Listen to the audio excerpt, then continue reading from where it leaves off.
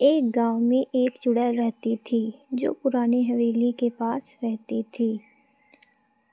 वह अपनी हवेली के आसपास किसी को नहीं आने देती थी।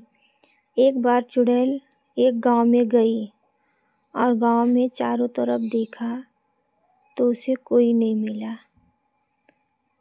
मिला तो उसे बहुत गुस्सा आया। चुड़ैल को बहुत गुस्सा आया। फिर चुड़ैल अपने घर की तरफ चली गई।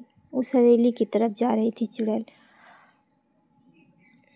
उसी गांव में एक लड़की जिसका नाम रानी और पिता का नाम राजू था। दोनों अपने घर में रहते थे।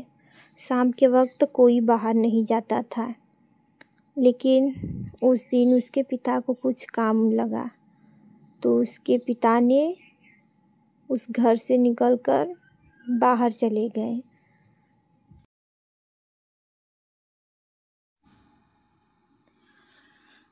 रास्ते में सुनसान सड़क था। उसके पिता अकेले थे।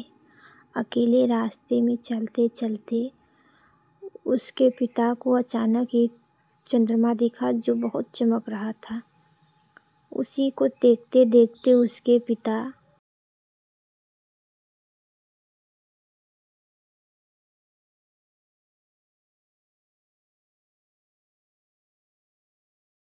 हवेली के पास पहुंच गए और वहाँ हवेली के पास पहुँचे तो देखे कि अरे मैं तो हवेली के पास पहुंच गया हूँ।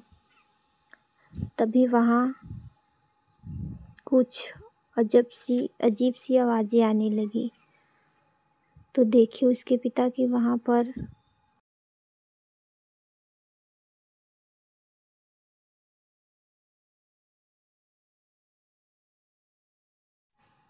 पर चुड़ैल आ गई। चुड़ैल बोल रही कि किसका इतना हिम्मत हुआ जो मेरे हवेली के आसपास भटक रहा है।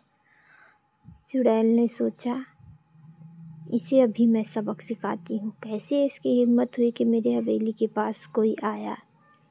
तभी चुड़ैल ऊपर से नीचे उस आदमी के पास आई। तभी आदमी उस चुड़ैल को देखकर डरकर भागने लगा और चुड़ैल से जाकर टकरा गया।